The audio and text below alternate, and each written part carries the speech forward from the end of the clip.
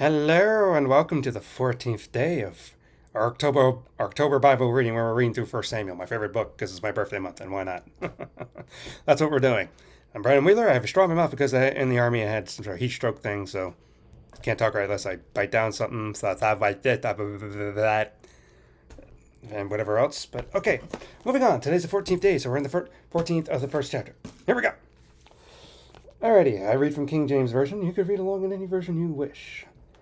Now it came to pass on a day that Jonathan, the son of Saul, son of the young man that bears armor, come, let's go over to the Philistines' garrison that is on the other side. But he told not his father. And Saul tarried in the uttermost part of Gibeah under a pomegranate tree, which is in Migron, and the people that were with him were about 600 men. A pomegranate has 613 seeds. The 613 commandments. Anyway. And Ahiah, the son of Ahitub, and Ichabod's brother, the son of Phinehas, the son of Eli, the Lord's priest in Shiloh, wearing an ephod. And the people knew not that Jonathan was gone. And between the passages by which Jonathan sought to go over unto the Philistines' garrison, there was a sharp rock on one side and a sharp rock on the other side. The name of one was Bozez, and the name of the other Seneh. Whatever they kind of mean. I looked it up before. But the forefront of one was situated northward over against Michmash, and the other southward against Gibeah. So they're more like this. Kind of like something like that. And Jonathan said to the young man that bare his armor, come, and let's go over to the garrison of these uncircumcised. It may be that the Lord will work for us, for there is no restraint to the Lord to save by many or by few. And his armor bearer said unto him, do all that is in thine heart. Turn thee, behold, I am with thee according to thy heart. Then said Jonathan, behold, we will pass over to these men, and we will discover ourselves unto them. If they say thus unto us, tarry until we come unto you, then we will stand still in our place, and we will not go up to them. But if they say, come up to us, we will go up, for the Lord has delivered them into our hand, and this shall be a sign unto us. Above them discovered themselves, which is like revealed themselves, like showed up out there in the open.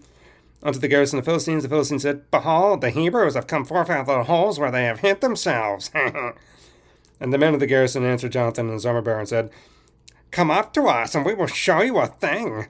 And Jonathan said to his armor bearer, come up after me, for the Lord has delivered them into the hand of Israel.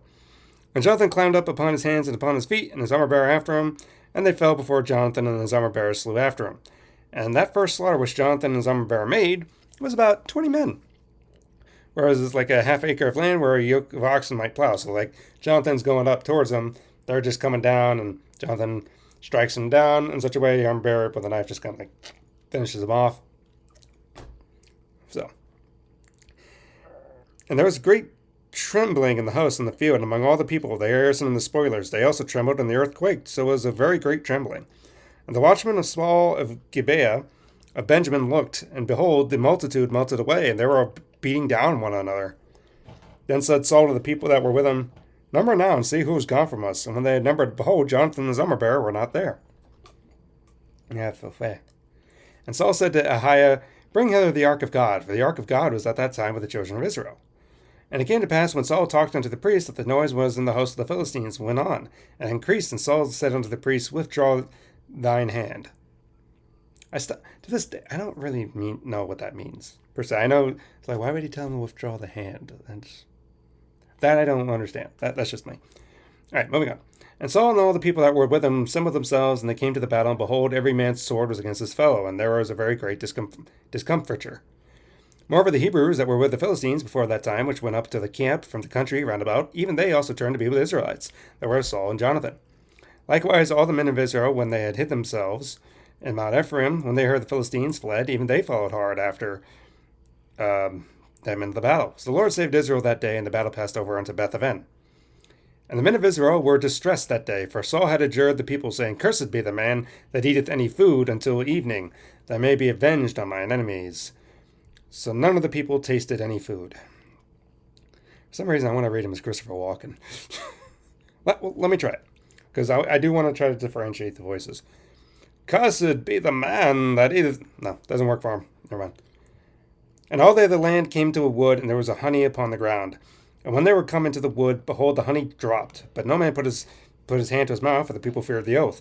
But Jonathan heard not what his father charged the people with the oath. Wherefore he put his forth at the end of the rod that was in his hand, and dipped it in the honeycomb, and put his hand in his mouth, and his eyes were enlightened. He was like, hey, eating some food is good. And then people answered, one of the people said, your father straitly charged the people with an oath, saying, cursed be any man that eats any food this day. And the people were faint. Then said Jonathan, My father has troubled the land. See, I pray you thou mine eyes have been enlightened, because I taste a little bit of this honey. How much more if happily the people had eaten freely today of the spoil of their enemies which they found. For there had not now been much a greater slaughter among the Philistines. And they smote the Philistines that day from Michmash to Ajalon, and the people were very faint. And the people flew upon the spoil, and took sheep and oxen and calves, and slew them on the ground, and the people did eat them with the blood. Then they told Saul, saying, Behold, the people sin against the Lord, and that they eat with the blood. And he said, You have transgressed. Roll a great stone unto me this day.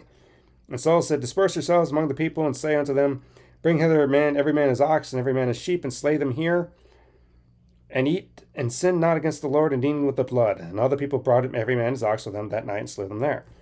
And Saul built an altar unto the Lord, and the same was the first altar that he built unto the Lord. And Saul said, Let us go down after the Philistines by night, and spoil them until the morning light, and let us not leave a man of them. And they said, Do whatsoever good unto thee. Then said the priest, Let us draw near hither unto God. And Saul asked counsel of God, Shall I go down at the Philistines? Will you deliver them into the hand of Israel? But he answered not him that day. Wonder why?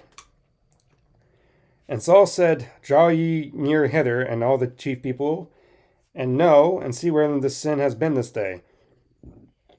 For as the Lord lives, which saveth Israel, though it be in Jonathan my son, he shall surely die.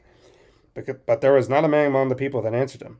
Then said he to all Israel, Be you on one side, and Jonathan and my son will be on the other side. So they drew like a line between them, and they all stood on one side, between Israel and Jonathan and Saul. And all the people said unto Saul, Do what seem good unto you. Therefore Saul said unto the Lord God of Israel, Give a perfect lot. And whatever the lot thing was is kind of like drawing chance or something, but something was used to choose. That's kind of like some way they did. And Saul and Jonathan were taken, but the people escaped. So everyone was like, almost. So they knew it was between Saul and Jonathan. And Saul said, Cast lots between me and Jonathan my son. And Jonathan was taken. And Saul said to Jonathan, Tell me what thou hast done. And Jonathan told him and said, I did but taste a little honey with the end of the rod that was in mine hand, and lo, I must die. And Saul answered, God do so, and more also, for you shall surely die, Jonathan. And this whole... I'll get it later. And the people said to Saul, Shall Jonathan die, who has wrought this great salvation in Israel? God forbid, as the Lord lives, there shall not one hair of his head fall to the ground, for he has wrought with God this day. So the people rescued Jonathan, that he died not. Good. Then Saul went up from following the Philistines, and the Philistines went to their own place. So Saul took the kingdom over Israel and fought against all his enemies on every side, against Moab, against the children of Ammon, against Edom, against the kings of Zobah, and against the Philistines. And whatsoever he turned, he vexed them.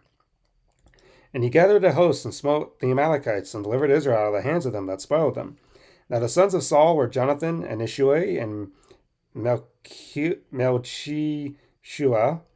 And the names of his two daughters were these: name of the firstborn Merab, and the name of the younger Michal.